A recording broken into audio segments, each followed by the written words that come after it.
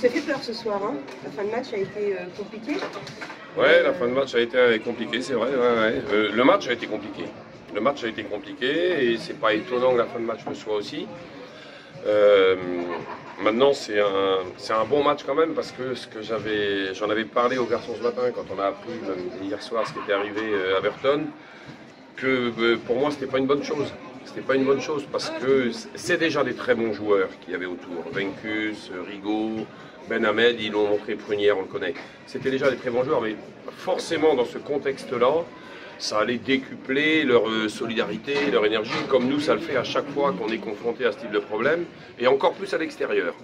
Donc je ne suis pas étonné de leur performance, je suis plutôt étonné positivement de la nôtre, parce que c'était pas facile. Grosse équipe, grosse adresse, au large et tout ça. Nous on a raté un peu de shoot par moment, ils nous ont posé quelques soucis. Maintenant, les leçons, c'est que quand on a un joueur du niveau de Wencus, il faut le serrer, quoi. À l'instar de ce qu'a montré Clément, et il a redonné l'exemple, il y a eu d'autres actions. Et puis sinon, ça a été intéressant le jeu avec ou sans chèque, la capacité à transvaser le jeu ou lui à être efficace dans son post-up. Et puis voilà, bon, la dernière leçon, c'est la gestion de la fin de match, être capable d'être plus lucide sur ces situations-là. On s'était donné normalement l'occasion de remporter ce match-là voilà, confortablement sur la fin de match. On s'est fait peur par manque de contrôle, par manque de concentration. Et voilà, donc que ça nous serve bien de leçon parce qu'on sait que les matchs qui vont arriver vont s'enchaîner avec beaucoup de situations comme ça. Vous voyez l'URB plus à l'aise à l'extérieur sur les dernières rencontres. C'est important aussi de reprendre confiance à domicile.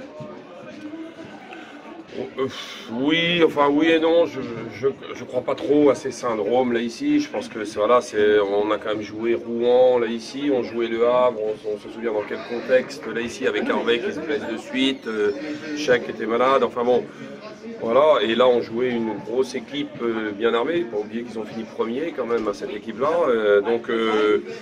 Ouais, je suis pas inquiet non plus sur cette problématique là ici.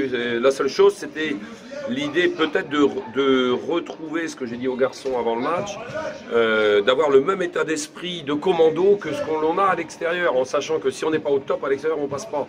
Et si on croit qu'ici, en n'étant pas au top, on va passer, on se trompe. On se trompe.